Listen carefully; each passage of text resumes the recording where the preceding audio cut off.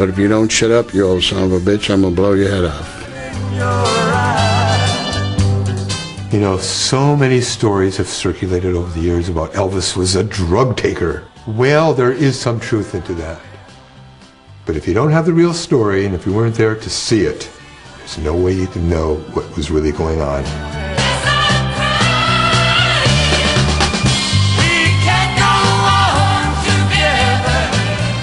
Graceland in Memphis, Tennessee. Not just a fortress for the king, but home to a unique gang of minders that formed a human shield between the most famous entertainer on earth and all those who wanted a piece of him. They would remain faithful courtiers to their king, like no entourage before or since. Everybody likes to have a big wing over them that you don't get cold and the rain doesn't fall on you. Everybody likes that. We had it.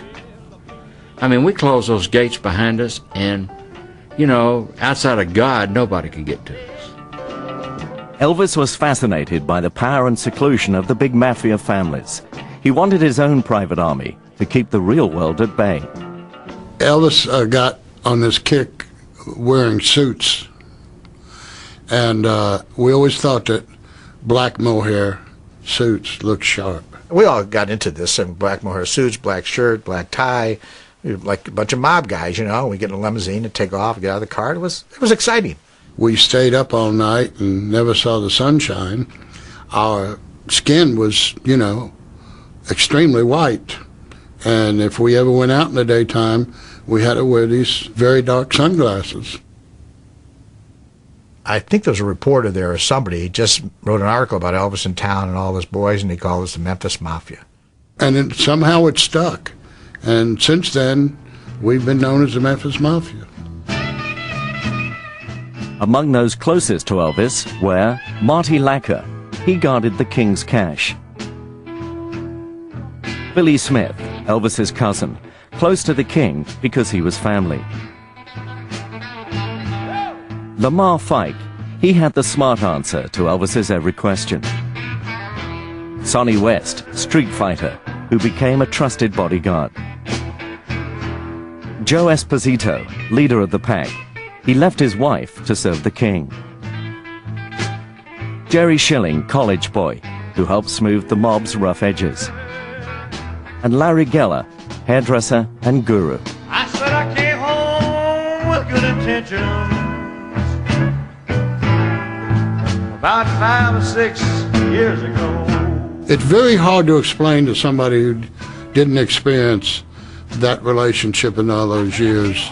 It was an exclusive club. It was an exclusive brotherhood. I mean, we were like this, regardless of whether there was resentment at times or arguments at times or what have you. There was us and there was them. And them was everybody who was not in the group. As far as the pay was concerned, the money, there basically was none. And when I first went to work for him, and I had a wife and a child, he paid me $45 a week.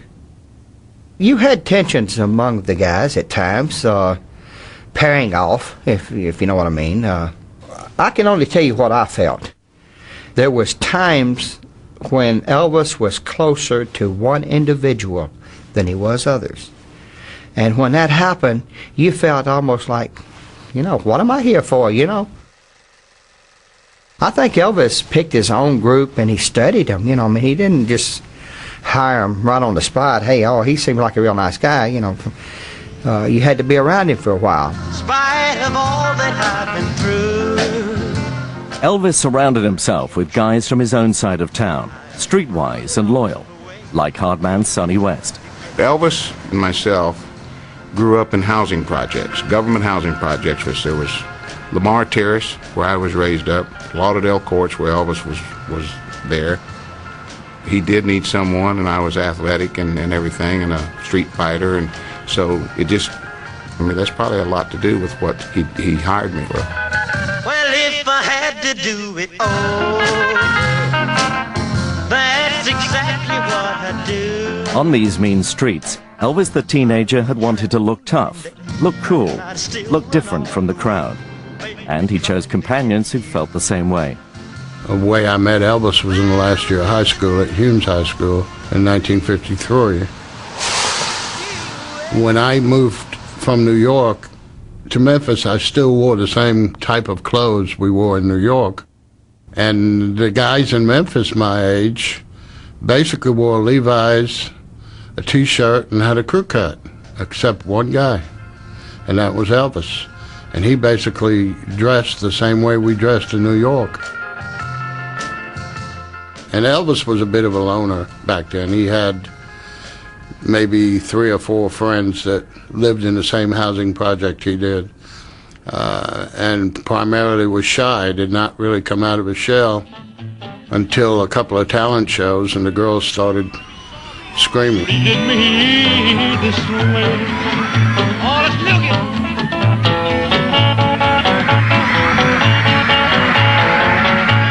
was lovable, he was dangerous, everything a young kid would admire, you know.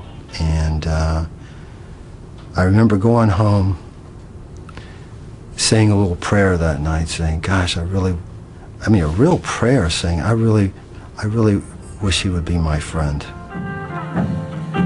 For those Memphis kids in the early 50s, Elvis offered a brave new world of glamour, rebellion, and sex appeal. When they heard Elvis's first songs out of a tiny recording studio in Memphis, they knew a revolution was approaching. Sun Records had discovered a young white singer who sounded black, and whose impact no one could foresee. You are the only one I chose. I mean, Elvis thought it'd last 4 or 5 years and be over with. You know, and it didn't. It kept on going. You know, Elvis was a very nice, humble, polite person. But, I mean, he knew who he was. There was no doubt he knew who he was. And we knew who we were. And we knew that we were part of the elite, so to speak. Unique home movies capture life on the road in the late 50s. I got a feeling for you, baby, and you're the only one who knows. Elvis did not make friends easy. He just didn't like to do it. And with us, he didn't have to do it. And with us, we all could be what we wanted to be, and he could be the same.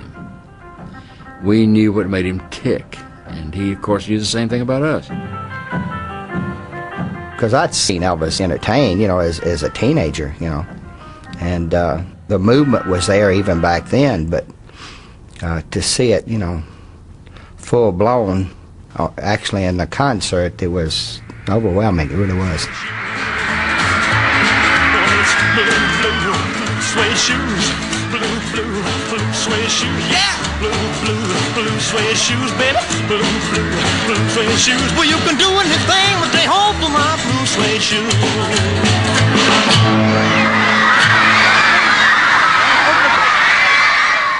All these fans going wild and screaming, and you know, and I'm thinking, gosh, man, he's look here, look what this man's got, you know.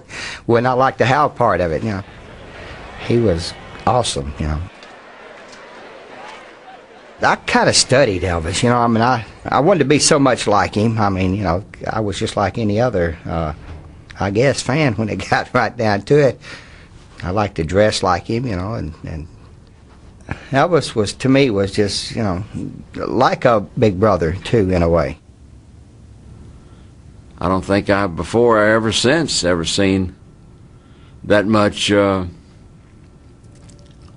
things around. You know, I think, use the term things, because when I say things, it's not only women, but there's, you know, cars and money and security, and, you know, it's almost like you could walk on water. It was amazing. It was, you couldn't do anything wrong. We were like the disciples. Of course, I'm not comparing Elvis to Jesus, but it was the same sort of overall premise. You know, we were the group around him. But this was 1958, and the U.S. still felt threatened by Russia. So even Elvis couldn't escape the draft. He was shipped away for military service to Germany. But Elvis enjoyed publicity and privileges no other conscript was allowed, even taking some of his own gang to keep him company far away from home. What now? what next? Where to? The Army didn't know what to do with Elvis, and they didn't want the problem. I mean, they really did not want the problem. They got it full force, and it just... In fact, the matter is, Eisenhower had put a secret blanket over Elvis to not let anybody know where he was or what he was doing. I mean, this came from the president. I met him only about the last 7 months of his duty in the Army. And so he was over there for quite a while. So he had a lot of other good Army buddies, too. And he had a couple of friends from Memphis there. Lamar Fike was there.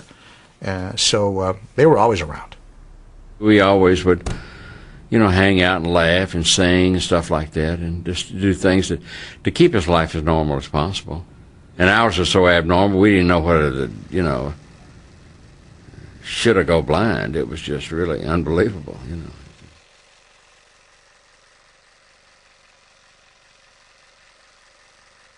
The first time I really felt I was around Elvis as a big star, we went on leave to Paris, France. Every place we walked, people were following Elvis, taking pictures of him, wanting his autograph, and that was the first experience for me of being around a big star. And I felt pretty good because I was with him. We were both single men, and being with him, he was a very good magnet. He attracted a lot of ladies. It was good for us. Every place we went, you know, we went to a couple of nightclubs in the evening and met beautiful ladies, and they were all come around, and we'd go to a hotel and talk and visit, and it was something new for me, I'll tell you that. The chorus line at Toledo were a group of girls called the Bluebell Girls, Les Bluebell Girls, and they're from England. We had a table right down near the front, and we were checking them out, and I turned around to him, I said, I guess we're going to have to go on an expedition here, and he said, yeah. I like that one, that one, that one. It was like picking out, you know, food in a delicatessen.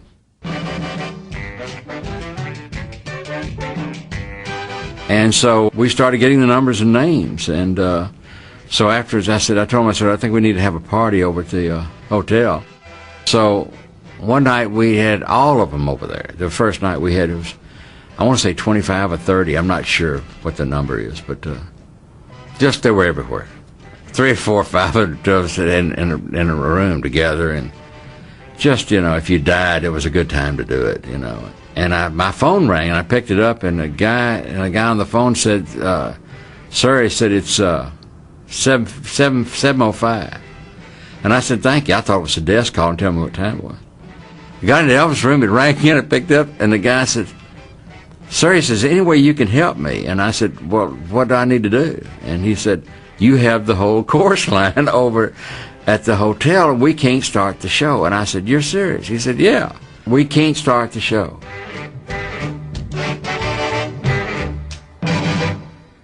Fantastic. Some of my fondest memories are, the older you get, you look back on things like that and you go, good Lord, you know, it could never happen again. If it happened again, I'd turn into nothing but hair, teeth, and eyes. But you know, you can't. Those are great times. They were great times. Elvis was a very funny guy. He had a good sense of humor. He was really up. You know, a lot of people thought because he was in the service, he'd be depressed and not too happy, but he enjoyed his times there. I mean, he was very active, and I think he realized that the people in the Army respected him because he was a little concerned that they wouldn't like him. We had great times, a lot of laughs. We used to kid each other all the time and make fun of each other, and it was just like a bunch of rowdy guys. But when the stepdaughter of an American soldier arrived at their flat in Bad Nauheim, life became a little strained. Her name, Priscilla. First time he met Priscilla, I happened to be at the house that evening when she was introduced to him. And when she walked in the door, I mean, very pretty young lady, but I didn't know how old she was at the time. And I figured she was about 16, but at the time she was 14, I find out later.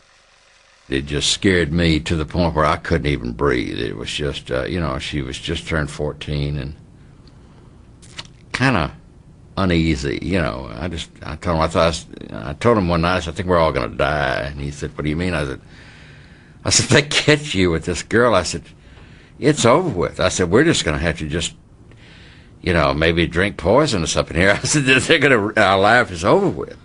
Well, they spent a lot of time in the bedroom, but I don't know what kind of physical relationships they had. according to what she says, nothing happened, but isn't that always the case? You know?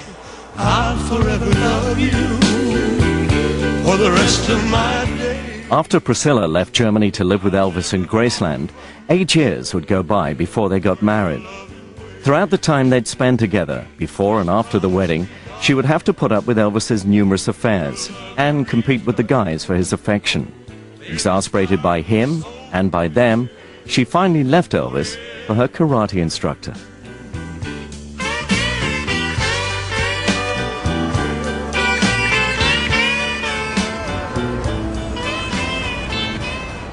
By the time he married her, it was getting old. It's not supposition. He didn't like being married. Right. She couldn't change him. He didn't want to be married, you know. Look, He didn't want to get married to her in the first place. It was not. He'd already been married to her for 5 years almost. You know. Is the fact that she thought that she was going to change him, number one. Well, they all think that. Every woman's going to change their man. And she was going to get rid of most of us. Very few succeed.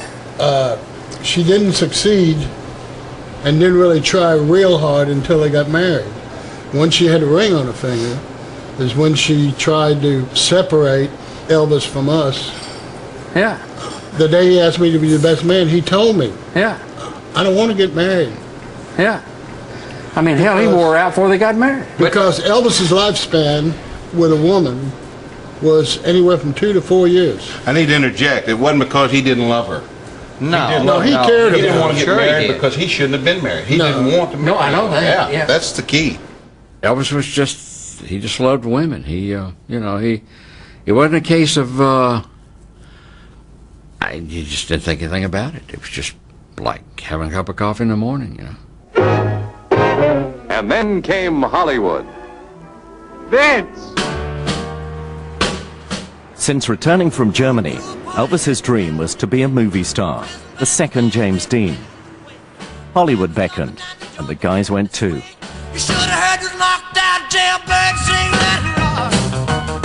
Everybody let In Hollywood, there were plenty of girls around, and on the sets we had a lot of girls on the sets that we worked. Elvis liked them because they inspired him doing his numbers in the movie. How dare you think such cheap tactics would work with me? The first of his 29 films was tailored to his rebellious romantic image. I need tactics, honey. It's just the beast in me.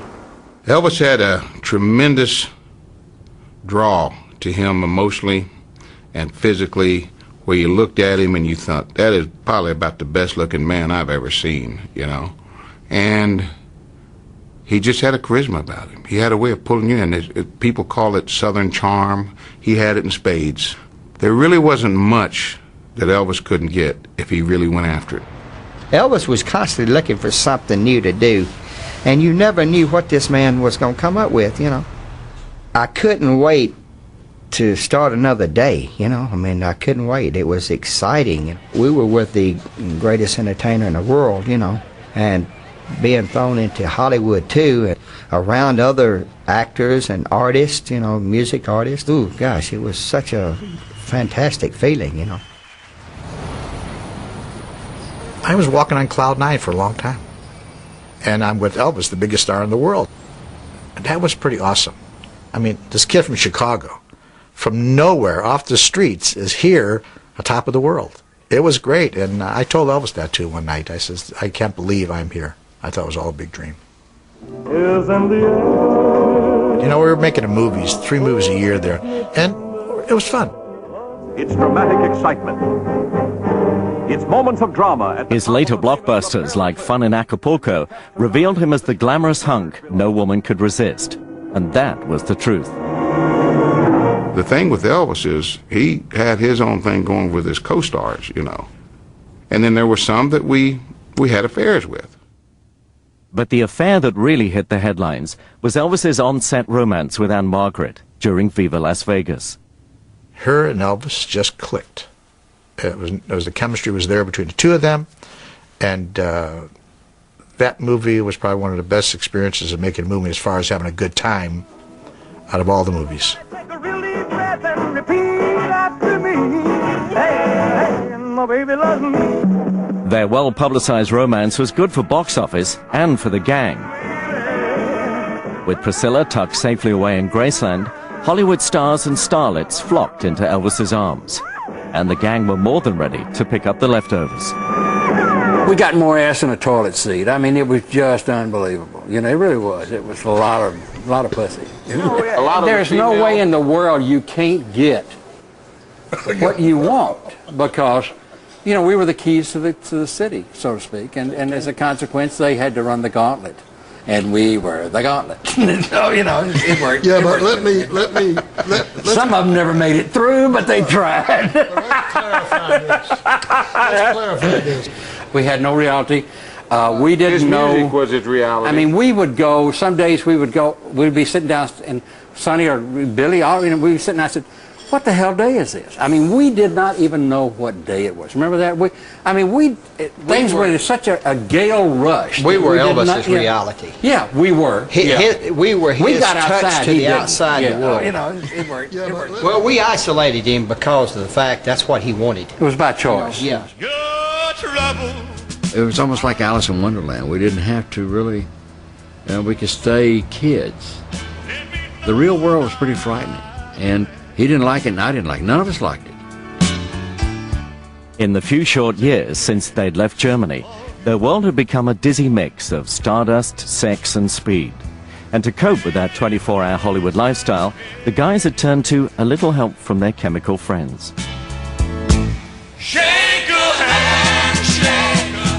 When Elvis came back out of the Army,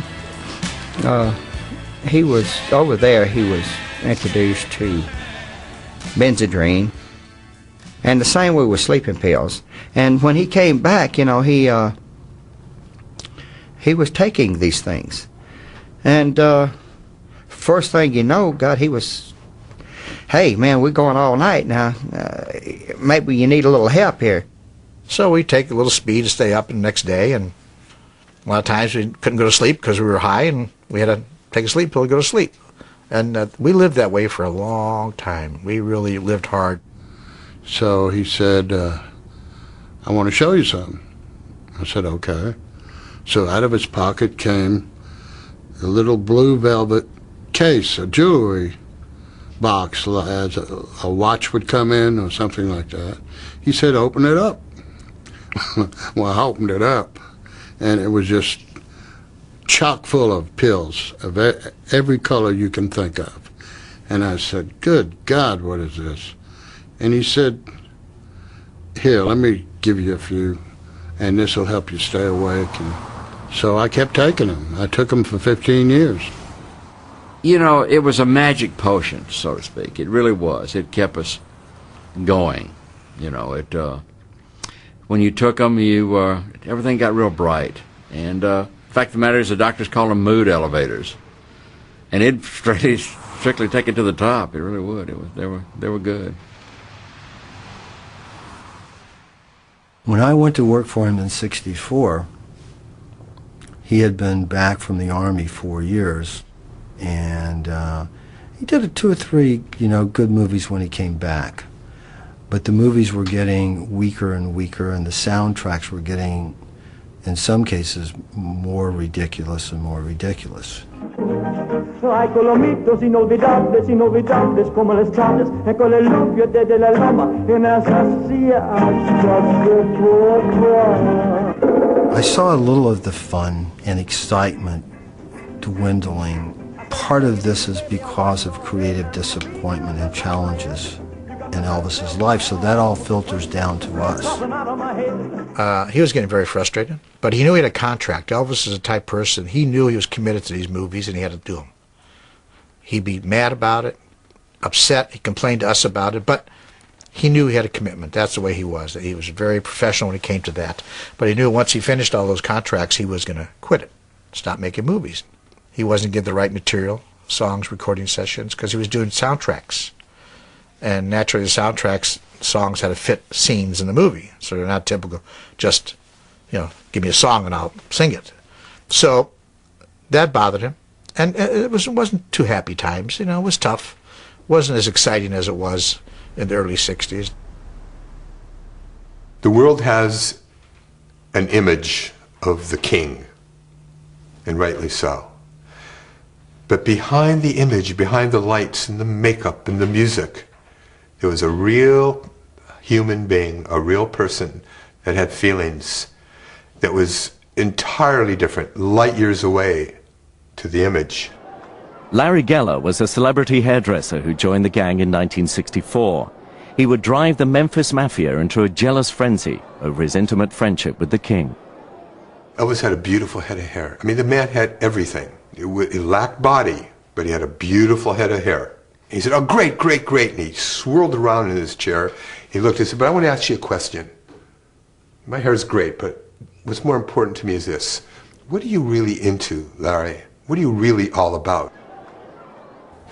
It really threw me for a loss for a moment. I mean, here's a person who was totally straightforward.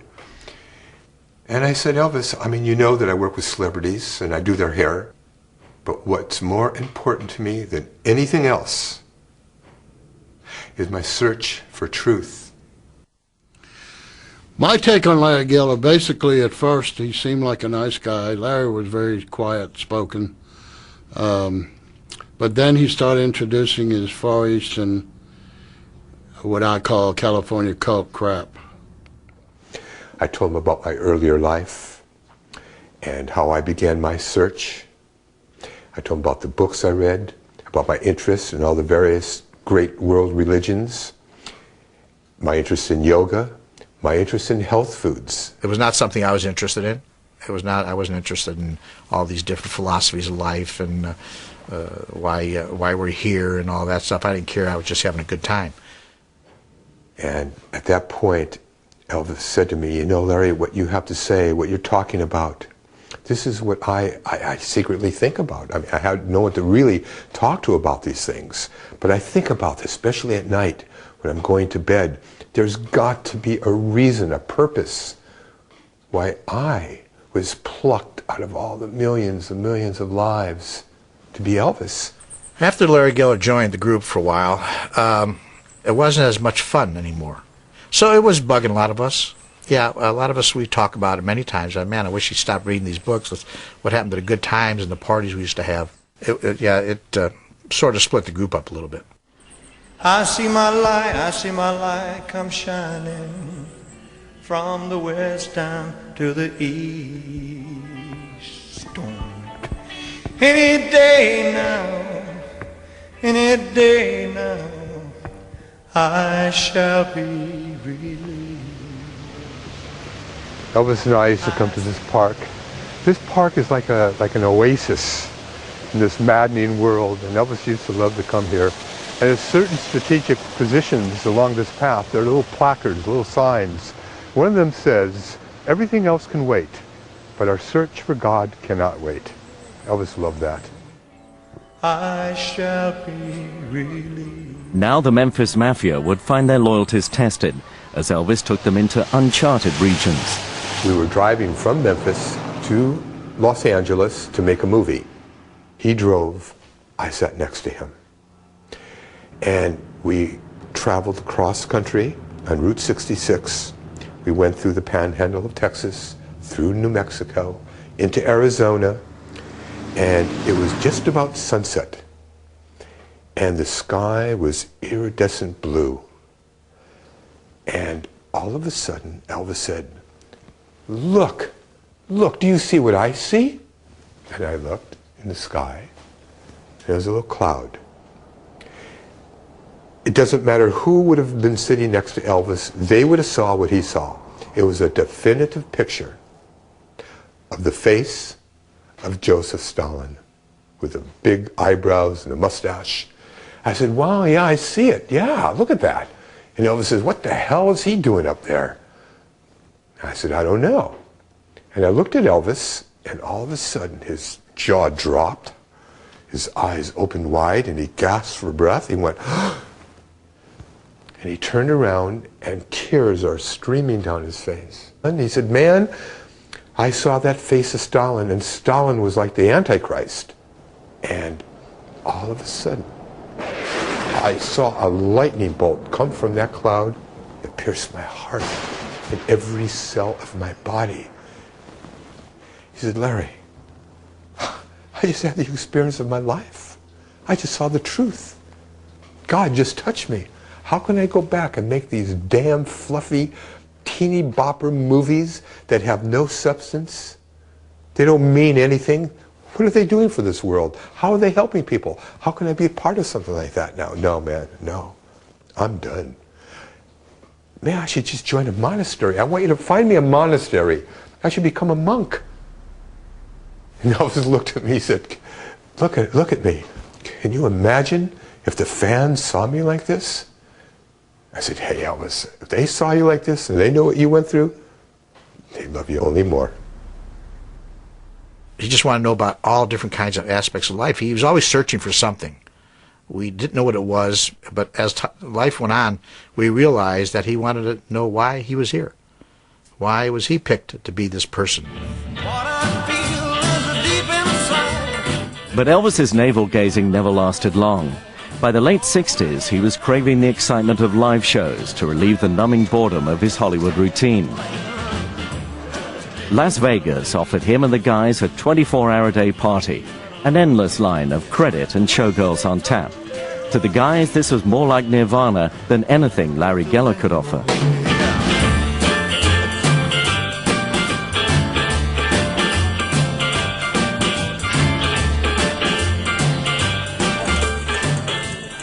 We had a thing in the group. We used to call everybody outside the group normals.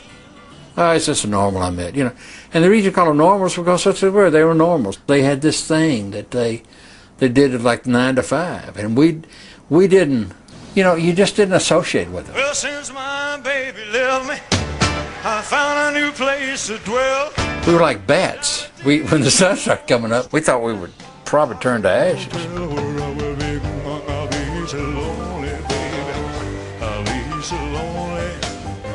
We lived in an insulated world within our own group. Somebody said that Elvis really never left his bedroom. Well, he didn't. Elvis would get on his airplane bedroom and go to a hotel bedroom and would go from a hotel bedroom to his Graceland bedroom. So Elvis would just go from bedroom to bedroom. It was almost like Howard Hughes. With a break on the stage in between. It's like Elvis had a fascination with Howard Hughes, and he lived the same way in a lot of Reclusive ways. Elvis didn't. Power.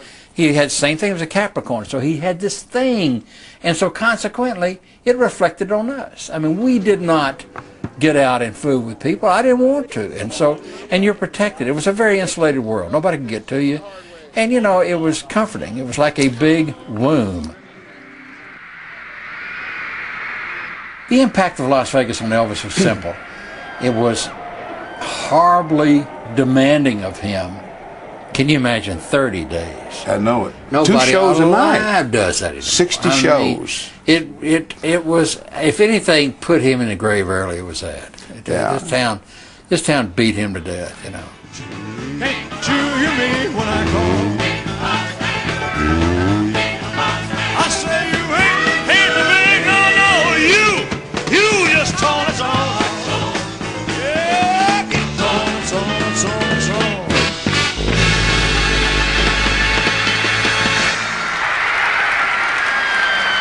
But when he cranked these shows out like this, the monotony of it became so unbelievable that, you know, a lot of times he would do a show and not even remember what he did. Yeah, the energy he expended. And what he did to keep himself going was absolutely, I think, the key that opened the door to these problems. I mean, he's the one that started experimenting with the downers. We had a thing called Placidels.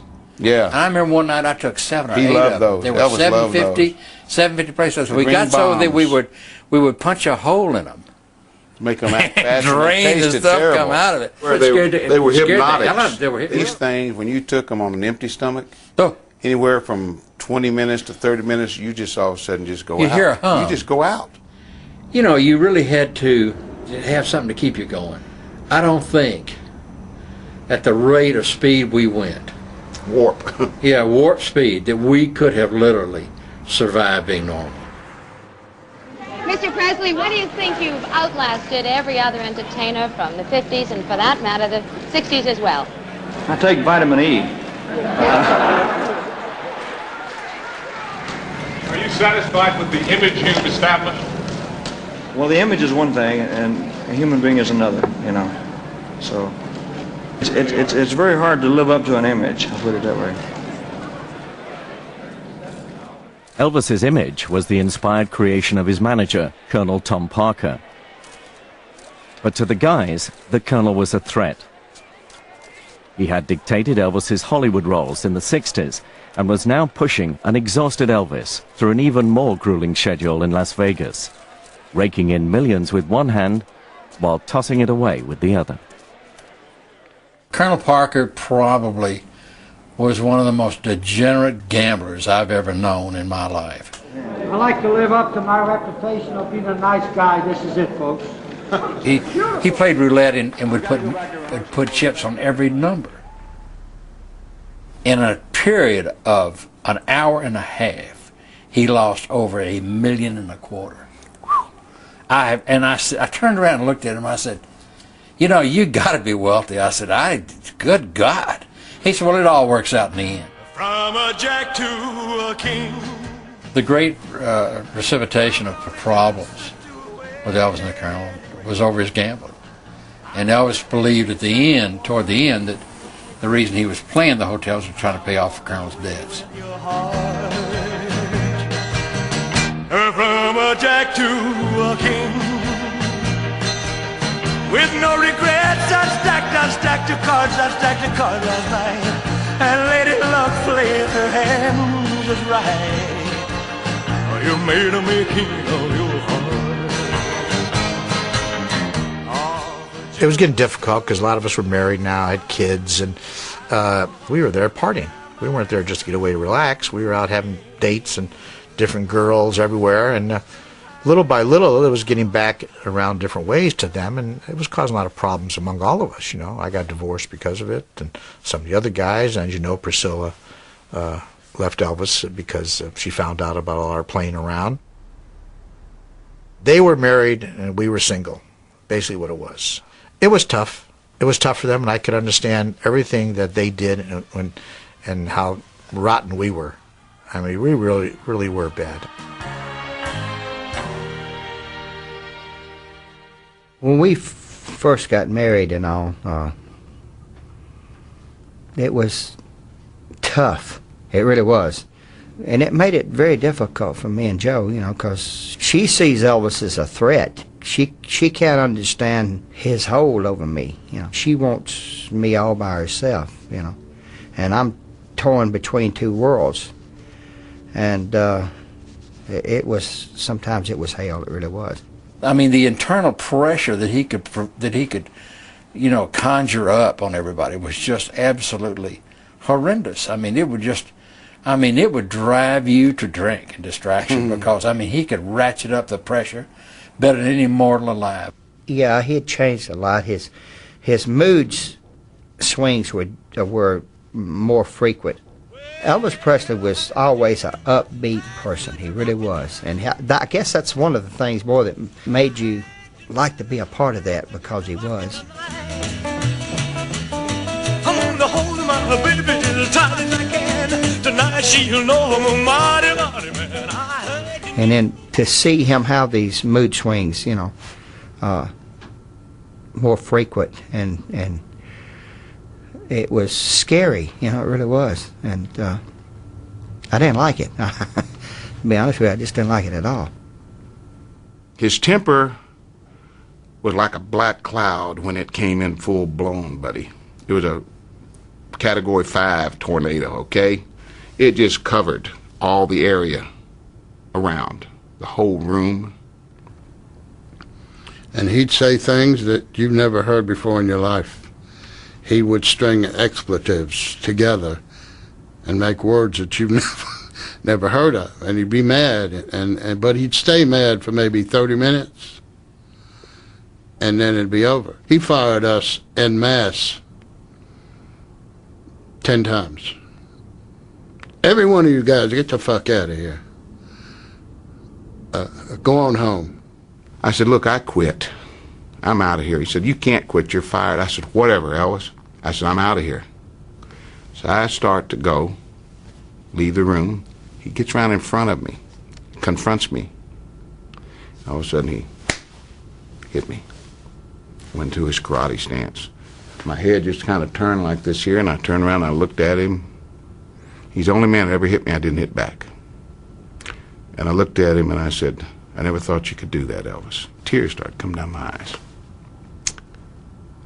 I turned and walked away. If I had hit him, I would have hurt him bad. Michael, I hit awful hard. My whole fighting situation was hit hard and fast and put him down. And I loved him too much to hit him, but like hitting my brother, you don't. If you could see you through my eyes instead of your ego. Whenever possible, Elvis would go home with the guys to Graceland to enjoy the bizarre privacy of his retreat. Walk a mile in my shoes. Just walk a mile in my shoes. Yeah, before you abuse. I think the old story is, walk a mile in his shoes and see things through his eyes really is true. I think that, that Elvis saw things we didn't see. He saw problems that we didn't see because he looked beyond a certain point that we didn't look. Because he was really the sole supporter of everything and everybody. And I think that all the medications, things he was involved in, changed his personality. And I think it made him a little meaner. And you had to deal with that. The difficulty was that Elvis really sometimes became his own worst enemy. He didn't take care of his health like he should have. I remember Elvis in 1957, 56, 57, he would eat crisp bacon, sliced tomatoes, mashed potatoes and gravy, and sauerkraut, believe it or not, and mix it all together and eat it, and loved it.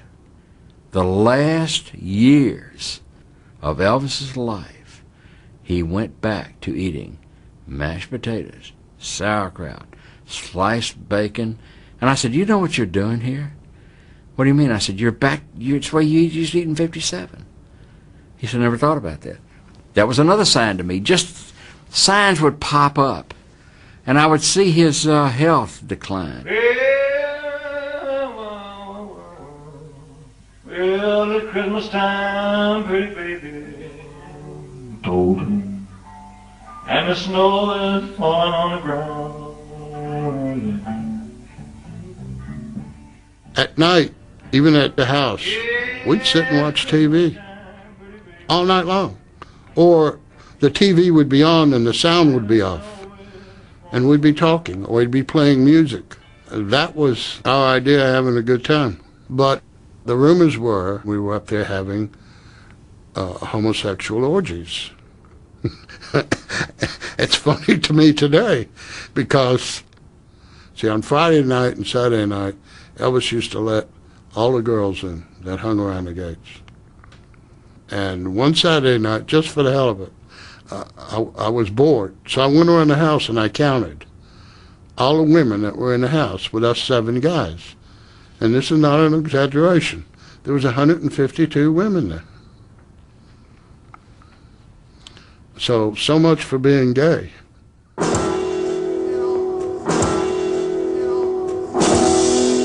You know the landlord rang my front door. All the guys took very well care of him. We weren't getting big amounts of money. We did a decent living, but he paid for everything. He'd buy a new car, bonuses after all the tours, everything we did. Vacation together, first-class vacation, pay for all first-class travel.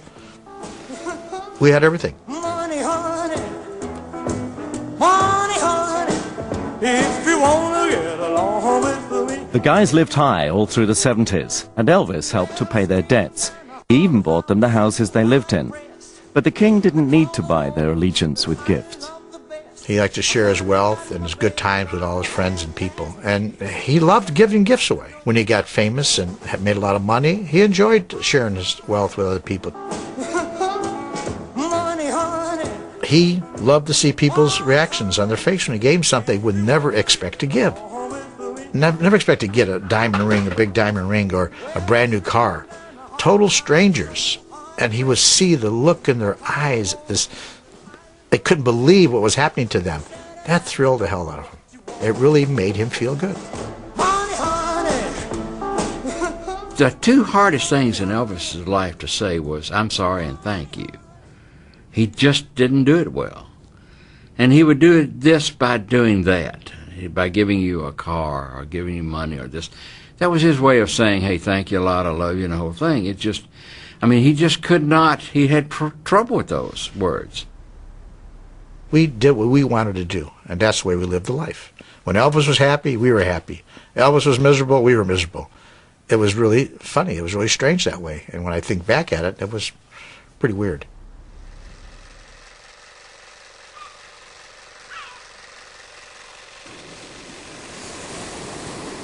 Elvis was very unpredictable. When you thought you got to know Elvis, the next day you'd meet a different guy. But that same person could be a very physical, outgoing guy's guy, and this could go on for a couple of years. Fighter, tough guy. And about the time you bought him a gun for Christmas, he was into Bibles.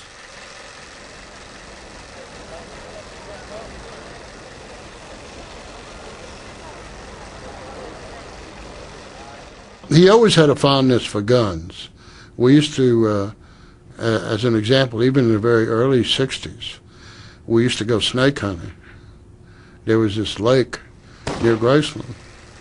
We'd take shotguns. One time, he almost shot Joe Esposito.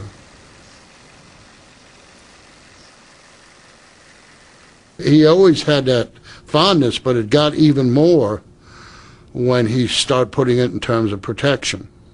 We used to joke because he used to have a gun here, and a gun here, and a gun here, and a gun in his boot, and a gun in his back, and he'd just go out to go to the movies. You know, the paranoia is like, you know, it's unexplainable at times, and he really, you know, he just got terribly insecure. So, I mean, Elvis had a lifestyle that, I mean, when you have, it's kind of like a rat running around in that wheel. And once you get on that wheel, you can't get off. And his lifestyle was so that he had to work. He had to do this. And as a consequence, felt like he had to do it. Well, I know That's that, the but thing also, listen, Billy, you cannot have what he had and paid who he paid. I can tell you, in 23 years, I never missed a paycheck. No, nobody. And yet, nobody did. And I'm telling you that at times, I know that he didn't have the money and borrowed it to pay us. He borrowed against the I challenge, sat down with sure. Colonel one day, I said, you know what? I said, every damn thing that you're shooting your mouth off. He got really mad at me. In fact, he called Elvis to fire me once again. And I said, you got to get him out of the country. I said, we've worn this country out. You have got to get him around the world. I don't care about security. I don't care about anything. You got to get him out. I got to tell you this, Martin. This isn't defense of the Colonel. It's a fact. Fuck the Colonel Parker was concerned about the drugs and the guns in the other countries. He was said concerned about he himself. cannot get away with carrying those guns. He cannot get away He was with those concerned about pills. himself, too. He can't do it. I'll break it, burn it, drag it all around. In 1975, what I had been seeing a little bit of the previous year or so was getting worse, and I was very concerned about his health. And it wasn't like it had been before when he was taking the uppers and the sleeping pills. When he started experimenting with the, you know, the down stuff, that's when we started getting concerned, all of us, not just me. The down stuff is like Demerol and things like that, pain medication that brings you and lets you down and you kind of just float, you know. Dilaudid is like a synthetic and is 5 times more powerful than pure morphine. He was taking those, he was taking liquid Demerol, he was just things that these doctors would give him, and it just burned us up. It was tough. It got to a point where a lot of guys didn't want to talk about it. We were just so upset about it. So try to block it out of our mind and hope it wouldn't happen. he'd always sort of say, "Hey, you know, I know what I'm doing in my life. I'll be fine. I'm preoccupied with other things right now, and that's all we could do." And the only enjoyment he got, probably in the last couple of years of his life, when he was on stage.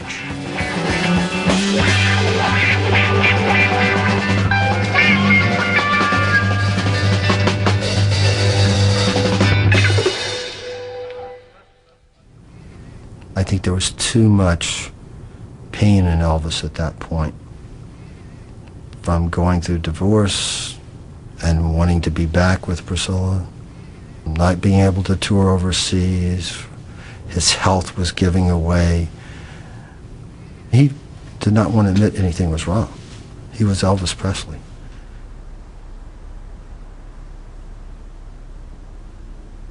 Here's a guy that helped everybody else.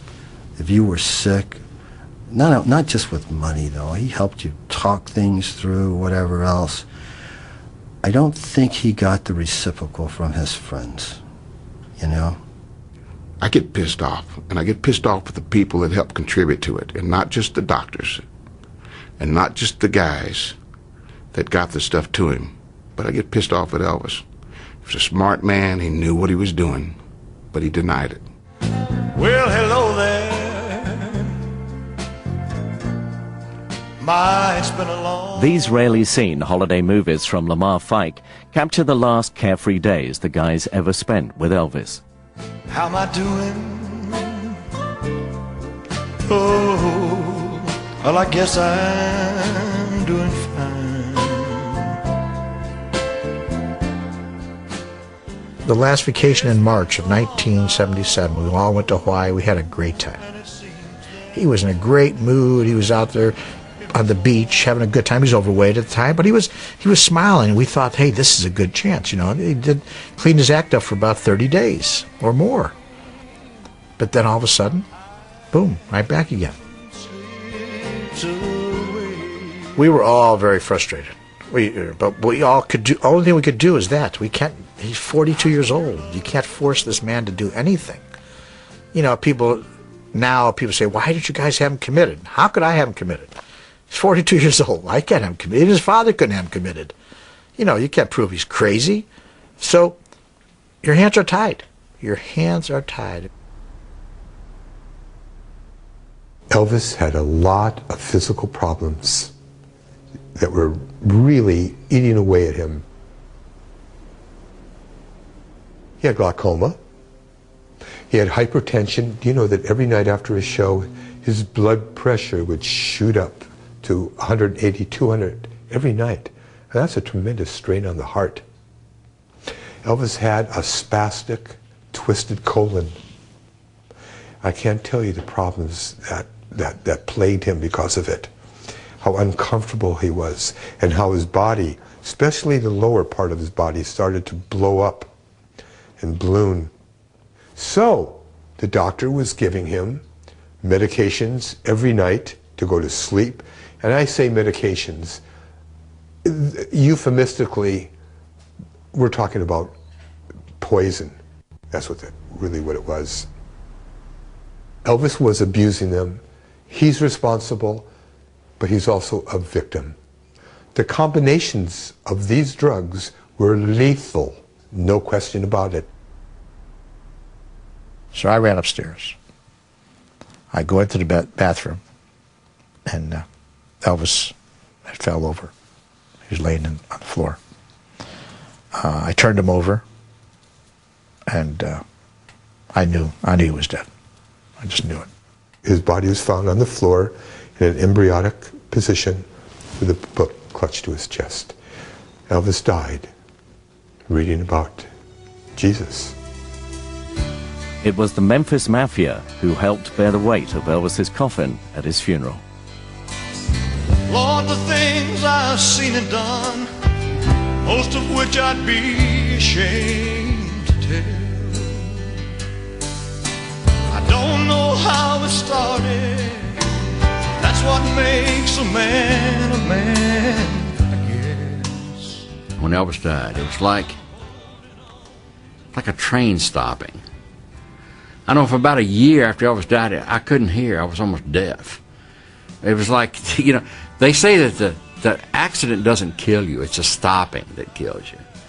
And the stopping, it stopped. It went to a screeching halt.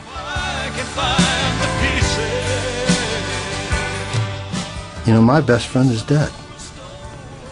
No matter what you want to say, that's the biggest loss to me I've ever had. There's not a day that goes by that I don't think of Elvis. Thanks to Elvis, I survived Elvis Presley. There's times when it'll hit me and I'll just, sometimes it's happy, sometimes it's sad. Things I've seen that, oh God, that was funny, he would have loved this, you know, and laugh about it. But it's always there, every day, you know. He's been there for the last 25 years, and ever how long I live, he'll continue to be there. I wouldn't trade those years or the relationship that I had, not just with Elvis, but with all the guys, for anything in the world.